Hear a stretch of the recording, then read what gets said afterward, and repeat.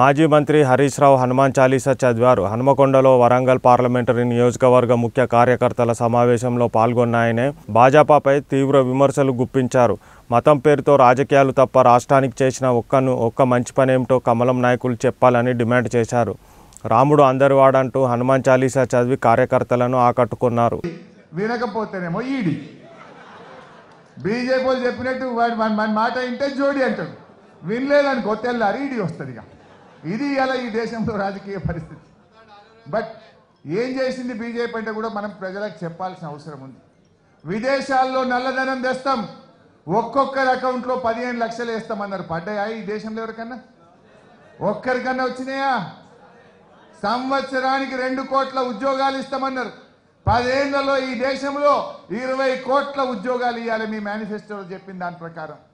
ఎక్కడన్నా 20 కోట్లు కాదు, 10 ఏళ్లలో 1 కోటి ఉద్యోగాలు కూడా ఇవ్వకుండా నిరుద్యోగ యువతను మోసం చేసింది.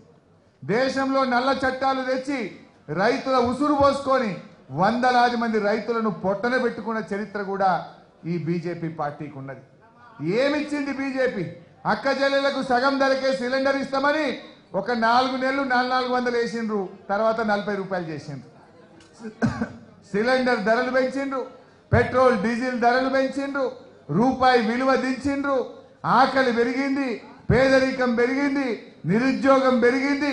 ఇంతకు మించి బీజేపీ చేసింది ఏమైనా ఉన్నదా? ఒకటి దాంట్లో మాత్రం పెరిగిండ్రు. ప్రతిపక్ష నాయకుల మీద సిబిఐ ఈడీ కేసులు పెట్టడంలో మాత్రం పెరిగింది బీజేపీ. మిగతా అన్ని దిగినాయి. ఇది ఇవాళ బీజేపీ పరిస్థితి. ఏమనంటే రామాలయం, రాముడు మనం మొక్కమా రాముడిని? ఎవరు మొక్కం? మనం పొద్దున్న లేస్తే మనందరం కూడా రాముడిని మొక్కుతాం. మనం కూడా హనుమాన్ చాలీసా చదువుతాం. మీరు చదువుతారా? చదవరా? నేను చదవాలనా? బీజేపీలోకి వస్తుందో రాదుగా నేను చదవమంటే చదువుతా. చదవాలనా? మా వినయన చదవమంటుండు. జయ హనుమంత జ్ఞాన గుణవందిత జయ పండిత త్రిలోక పూజిత రామదూత అతులిత బలదామ అంజనీపుత్ర పవనసుత నామ. మొత్తం హనుమాన్ చాలీసా ఒక 2 నిమిషాలు చదవగలుగుతాను నేను. పొద్దున్న లేస్తే హనుమాన్ చాలీసా చదవండి, పూజ చేయండి, మనం పోం. కానీ బీజేపీ వాళ్ళు ఏం మాట్లాడతారంటే మేమే ఏదో పూజ చేస్తాం. దేవుడు అందరి వాడు, ఎవరి వాళ్ళు కాదు. ఎవరైతే భగవంతుని నమ్ముతారో దేవుడు అందరికీ వరాలు ఇస్తాడు.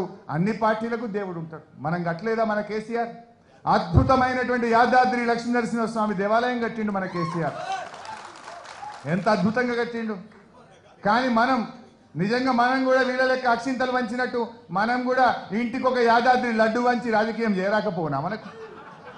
కానీ లక్ష్మీనరసింహస్వామి బీజేపీ వాళ్ళకు లక్ష్మీనరసింహస్వామి, కాంగ్రెస్ వాళ్ళకు లక్ష్మీనరసింహస్వామి, బీఎస్పీకి లక్ష్మీనరసింహస్వామి, బీఆర్ఎస్కు లక్ష్మీనరసింహస్వామి, అందరి